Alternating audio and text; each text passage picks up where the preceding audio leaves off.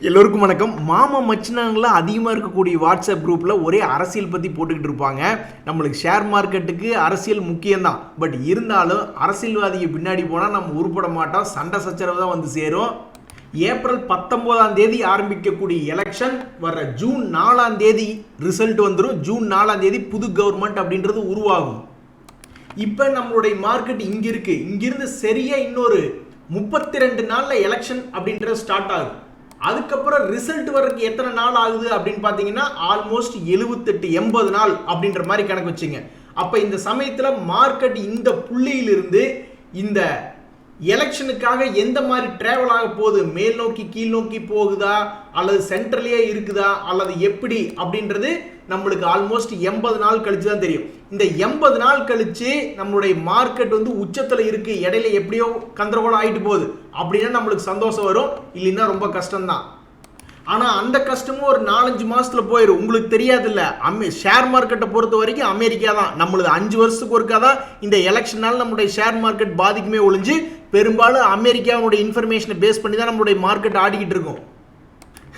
So 5 வருஷத்துக்கு ஒருக்கா வரக்கூடிய இந்த நியூஸுக்கு அடிச்சுக்காதீங்க, அரசியல்வாதி பின்னாடி போகாதீங்க. முக்கியமாக வாட்ஸ்அப் குரூப்பில் ஃப்ரெண்ட்ஸ்லேருந்து ஆரம்பித்து சொந்தக்காரங்க வரைக்கும் யாரோ என்னமோ பேசிட்டு போகட்டும், நீங்கள் அதுலேருந்து தள்ளியே இருங்க. எனக்கு தெரிஞ்சு பல பேர் ஓட்டே போட மாட்டீங்கன்னு நினைக்கிறேன்.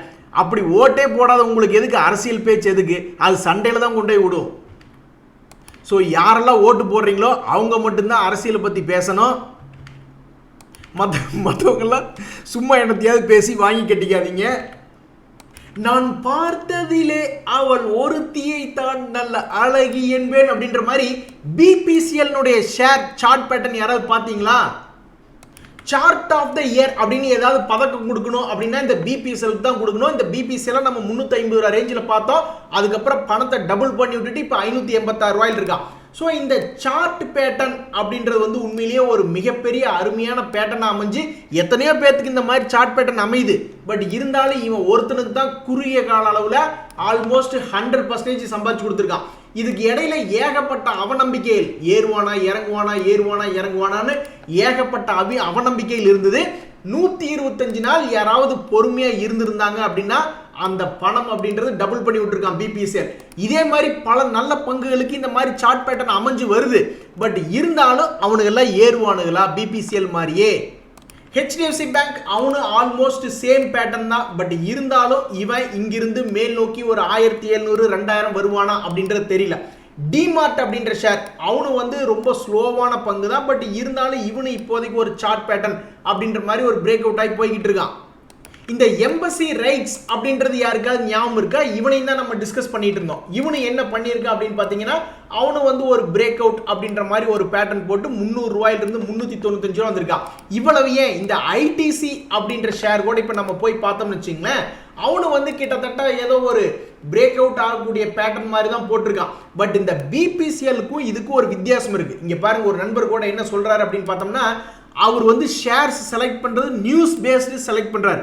அவருக்கு கிட்டத்தட்ட 95% நியூஸ் பேஸ்டுனா என்னங்க, ஏதாவது கம்பெனியில் ஸ்பிளிட் வருது, போனஸ் வருது, அல்லது எவனாவது ஒருத்தருக்கு ஆர்டர் கிடைச்சிது, இந்த ஐடிசி வந்து ஒரு ப்ரொமோட்டர் ஹோல்டிங் வந்து குறைக்கிறாங்க அப்படின்னு ஏதாவது ஒரு நியூஸ் வருதுன்னு வச்சுங்களேன், அதுதான் நியூஸ். அந்த நியூஸை கணிச்சு எடுக்கிறாரு அவருக்கு 95%. ஸோ இப்போ மற்ற ஸ்டாக்குகள் வந்து ஏறுமா இல்லையா அப்படின்றது தெரியல. இப்போதைக்கு ஐடிசியில் தான் ஒரு நியூஸ் இருந்தது. அந்த நியூஸுக்கு தகுந்த மாதிரி அவன் பிரேக் அவுட் ஆகி ஒரு 30-40 ரூபா ஏறிட்டு அப்போ இறங்கிட்டு இருக்கான். இந்த பிபிஎஸ்எல் ஷேர்ல என்ன ஒரு நியூஸ் வந்துச்சுன்னா, இப்போ க்ரூட் ஆயிலுடைய பிரைஸ் எல்லாம் கொஞ்சம் இறங்குமுகமா இருந்தது. இவங்களுக்கு பிரைஸ் வந்து இன்க்ரீஸ் பண்ணிக்கலாம் அப்படின்ற மாதிரி வந்தது. அந்த மாதிரி பல நியூஸ்கள் வந்து பிபிசிஎலுக்கு வந்தது. அந்த சமயத்தில் தான் கரெக்டாக அவன் பிரேக் அவுட் ஆக போகல, ஸ்வங்கின்னு மேலே தூக்கிட்டு வந்துட்டான். ஸோ இப்போ பிரேக் அவுட் ஆயிருக்கக்கூடிய சில ஷேர்களுக்கு ஏதாவது நியூஸ் இருக்கா? என்டியூரன்ஸ், ஜிஎஸ்எஃப்சி, ஐடிசின்னு பார்க்கும்பொழுது என்னை பொறுத்த வரைக்கும் ஐடிசிக்கு மட்டும்தான் ஒரு நியூஸ் இருக்கிறதா பார்க்குறேன். ஹெச்டிஎஃப்சி பேங்க்ல எதுவும் நியூஸ் இருக்கிற மாதிரி எனக்கு தெரியல. ஸோ டபுள் கன்ஃபர்மேஷன் வாங்கிக்கிறோம். நியூஸும் ஏதாவது வருது, அதே மாதிரி ஏதாவது ஒரு நல்ல பிரேக் அவுட், கீழே இறங்கி கொண்டிருந்த ஷேர் டக்குன்னு ஒரு பிரேக் அவுட் சமயத்தில் கரெக்டாக அதை கிராஸ் பண்ணும் பொழுது ஒரு நியூஸ் வந்ததுன்னா கண்டிப்பாக ஒரு சக்ஸஸ்ஃபுல் அப்படின்றது கொஞ்சம் ப்ராபபிலிட்டி அதிகமாகுது. ஸோ இந்த தகவல் உங்களுக்கு உதவியா இருக்கா அப்படின்ற மாதிரி பாருங்க. இன்னொரு முக்கியமான விஷயம், லாங் டேர்ம் போர்ட்ஃபோலியோ அப்படின்றது சமீப காலமாக எல்லாம் கும்பாவா பாடிக்கிட்டு இருக்கு. இங்க பாத்தீங்களா ஒரு நண்பர் கூட சொல்றாரு, இப்பதாயே எனக்கு புரியுது ஸ்டாப் லாஸ்னா என்ன அப்படின்னு. 1 லட்சம் ரூபாய்க்கு வாங்குறோம், ஒரு 5000 ரூபாய் லாஸ் ஆனாலும் தொலைதுன்னு சொல்லி வித்து விட்டோம்னா கூட மனசு நிம்மதியா இருக்கும் போல. அவன் இவ்வளவு தூரம் 30-40% இறங்கிறான், மனசு வருத்தமா இருக்கு அப்படின்ற மாதிரி சொல்றாப்ல.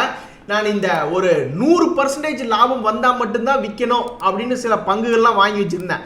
அதுல ஒரு 70%, 80%, 50% நிறைய பங்குகள் லாபத்துல வந்தது. அதுக்கப்புறம் பார்த்தா பாதி காணும். இந்த HCL இப்போவும் 56% தான் இருக்கா. இந்த ஜென்சா டெக்லாம் அநேகமாக 85% பக்கம் எனக்கு லாபத்தில் வந்தான்னு நினைக்கிறேன். ஜம்மு அண்ட் காஷ்மீர் பேங்க்னு வரிசையாக பார்த்துக்கிட்டே வரையில ஏகப்பட்ட பங்குகள் நல்லா ஒரு 60%, 70% இருந்தது. செஞ்சுரி அடிச்சாதான் கொடுப்பேன் அப்படின்னு ஒரு வைராக்கியமாக வச்சிருந்தேன். அதுக்கப்புறம் பார்த்தா ஏகப்பட்ட பேர் இறங்கி கடைசியில் பார்த்தா ஆல்மோஸ்ட் இது ஒரு சாம்பிள் இன்ஃபர்மேஷன் தான், 7.5% லாபத்தில் தான் நிற்கிது இப்போ வரைக்கும். இந்த சமயத்தில் தான் ஒரு நண்பர் அவருடைய எக்ஸ்பீரியன்ஸ் சொல்றாரு. இங்க பாருங்க, எக்ஸ்பீரியன்ஸ் கிடைக்கிறது ரொம்பவுமே அபூர்வம். ஒருத்தர் கையை கருக்கிட்டு தீயில வச்சா கையை கருகிறதுங்க அப்படின்னு சொன்னார்னா நம்ம அதை கேட்டுக்கிறது நல்லது. நம்மளும் போய் கையை வச்சு கருக்கி பார்க்கணும் அப்படின்றது ரொம்ப டவுட் ஆயிரு. ஒரு நண்பர் சொல்றாரு பாருங்க, ஒரு நல்ல கம்பெனி, லார்ஜ் கேப் கம்பெனி, ஒரு உதாரணத்துக்கு சமீபத்தில் இன்ஃபோசிஸ், டிசிஎஸ், விப்ரோ எல்லாம் இறங்கி கிடந்தான். ஒரு நீண்ட கால அடிப்படையில் ஒரு 70-80% வரைக்கும் லாபம் கிடைக்கும். அவன் எப்பாவது ஒரு 30-40% குறைஞ்சாலும் மறுபடி திரும்பி ஏறக்கூடிய வாய்ப்பு இருக்கு அப்படின்ற மாதிரி சொல்றாரு. ஸோ ஷேர் மார்க்கெட் இறங்கி கிடக்கும் போது நல்ல பங்குகள், ஒரு உதாரணத்துக்கு HDFC பேங்க்கு, ஐடிசி, என்டியூரன்ஸ், ஜிஎஸ்சி போன்ற பங்குகள்லாம் இறங்கி கிடக்கும் பொழுது அவன் திரும்பி ஏறக்கு வாய்ப்புகள் அதிகம். அதை நான் அதிகமாக பார்த்துருக்கேன் அப்படின்ற மாதிரி அவருடைய அனுபவத்தை சொல்றாரு. உங்களுடைய எண்ணத்தில், உங்களுடைய எக்ஸ்பீரியன்ஸில் நல்ல கம்பெனி தான் ஆனால் அவன் கீழே படுத்து கிடக்கிறான் அப்படின்ற மாதிரி ஏதாவது ஒரு கம்பெனி சொல்லுங்களேன். ஐடிசி சொல்ல முடியாது, ஏன்னா 500 ரூபா போயிட்டு இப்போ 400 ரூபா போயிட்டு மறுபடியும் 430 ரூபா வந்திருக்கான். HDFC பேங்கையும் சொல்ல முடியாது, ஏன்னா சமீபத்தில் இயர் லோ வரைக்கும் போயிட்டு மறுபடியும் இயர் ஹையை போய் தொட்டுட்டு அப்புறமா தான் இப்போ இறங்கியிருக்கான். அதே மாதிரி நீங்கள் அதானி குரூப்பையும் சொல்லக்கூடாது. வேற ஏதாவது ஒரு டாடா குரூப்ல ஏதாவது ஒரு ஸ்டாக் சொல்லணும். டாடா குரூப்லயே ஒரு இது போன கம்பெனிலாம் சிலது இருக்கு, அதை சொல்லக்கூடாது. ஒரு நல்ல பங்கா இருக்கணும், இன்னுமே கீழே இறங்கி கிடக்கிறான் அப்படின்ற மாதிரி ஏதாவது இருந்தா சொல்லுங்க. என்னைக்கு இருந்தாலும் மேல் நோக்கி போற வாய்ப்பு இருக்கிறதா தான் நான் பார்க்குறேன். ஒரு நண்பர் தண்ணி சேவ் பத்தி தனியா ஒரு வீடியோ போடுங்க அப்படின்னு சொல்லியிருக்காப்ல.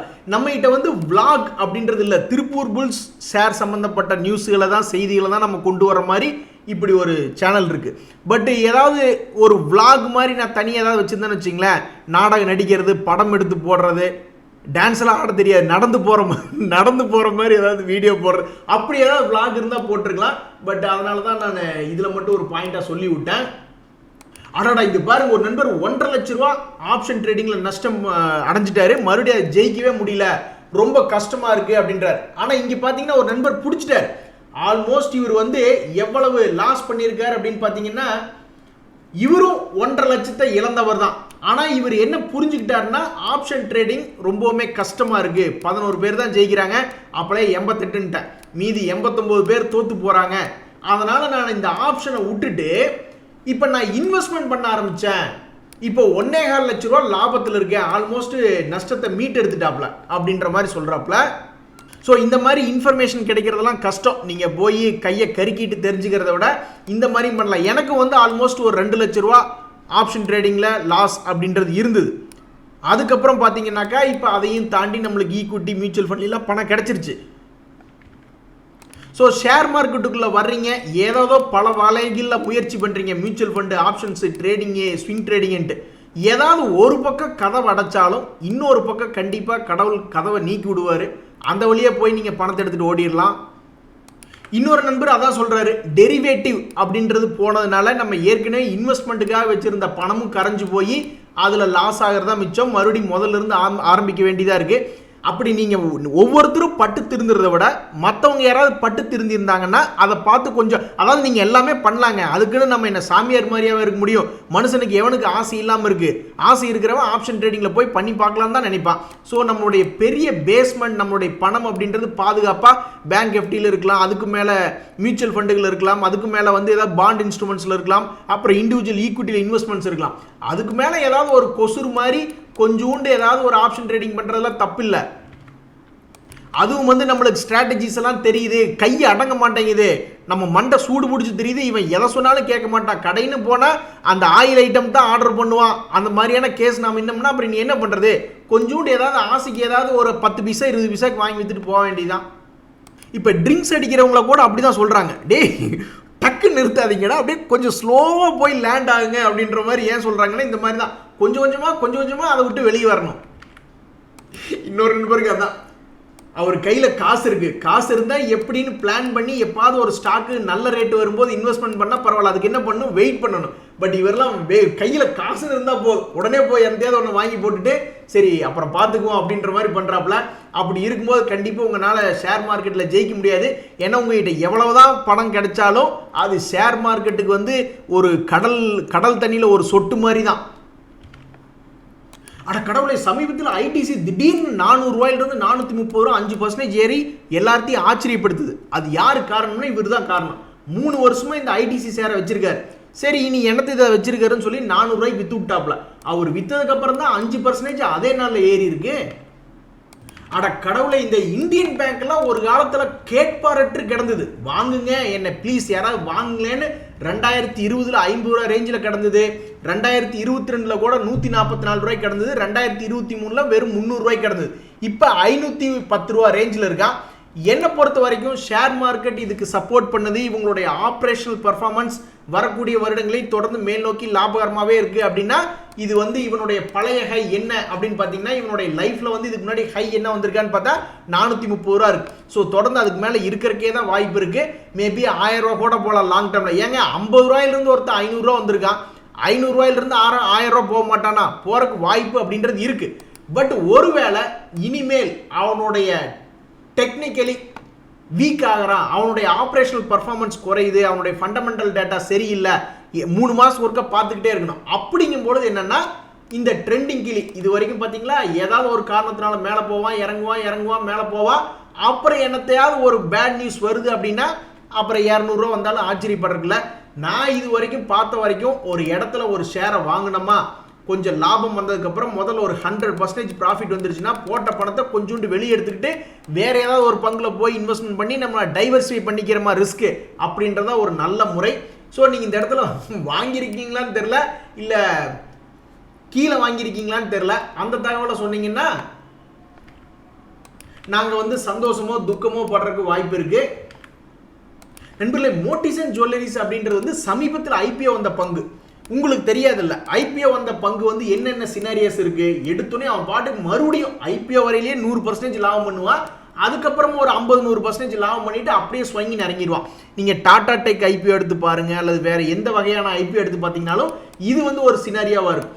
இன்னொரு சினாரியோ என்னன்னா, அவன் வரும்போதே ஒரு ஆகாவளி ஐபிஓவா இருப்பான், அதுக்கப்புறம் தொடர்ந்து கீழே இறங்கிட்டு அதுக்கப்புறம் மார்க்கெட்டில் ஒரு நல்ல மார்க்கெட்டே ஒரு விலையை கண்டுபிடிக்கும். அந்த மார்க்கெட் ஒரு விலையை கண்டுபிடிச்சதுக்கு அப்புறம் அங்கிருந்து மேலே ஏறி வருவான். இங்க பாருங்க ஒரு உதாரணம், சூரியோதயா ஸ்மால் ஃபினான்ஸ் பேங்க்னு சரியான கும்பா குட்டி, 300 ரூபாய்க்கு வந்து இந்த கும்பா 2022 வெறும் 80 ரூபா ரேஞ்சுக்கு போயிட்டான். அதுக்கப்புறம் மார்க்கெட்டா பார்த்து இவனுக்கு ஒரு ரேட்டை போட்டு சரி 80 ரூபா ஒரு நியாயமான ரேட்டுன்னு 80 ரூபாயிலிருந்து இப்போ 166 ரூபாய்க்கு வந்து இந்த கம்பெனி ட்ரேட் ஆகிட்டு இருக்கு. அப்போ இந்த மோட்டிசன் அப்படின்றது என்ன ஆகும் அப்படின்னா, என்னை பொறுத்த வரைக்கும் இவன் மார்க்கெட்டில் வரும்பொழுதே ஒரு நல்ல விலைக்கு வந்தான், அங்கிருந்து இன்னுமே மார்க்கெட் அவனை தூக்கி மேலே வச்சு வந்துருக்கு, இப்போ கீழே வருது அப்படின்னா என்னை பொறுத்த வரைக்கும் அந்த 100 ரூபா ரேஞ்ச் அப்படின்றது மேபி ஒரு சப்போர்ட்டாக இருக்கலாம். அந்த சப்போர்ட்டை உடச்சதுக்கு அப்புறம் தான் அது என்ன ஆகுது அப்படின்றது மறுபடியும் யோசிச்சு பார்க்கணும் அப்படின்ற என்னுடைய கருத்து. ஸோ ப்ராபப்ளி இப்போதைக்கு 136 to 100 ரூபாய்க்குள்ள ட்ரேட் ஆச்சுன்னா இந்த ஷேர் முதலீட்டாளர்களுக்கு கொஞ்சம் நம்பிக்கை இருக்கும். எப்பாவது இதை உடச்சானா தான் அவன் ரொம்ப மனசு கஷ்டப்படுற மாதிரியான ஒரு செயல் மேபி நடக்கிறதுக்கு வாய்ப்பு இருக்கிறதா என்னுடைய கணிப்பு. இன்றைய தகவலில் உங்களுக்கு உதவியாக இருந்ததுன்னு எனக்கு சந்தோஷம் தான். ரொம்ப நன்றி, வணக்கம்.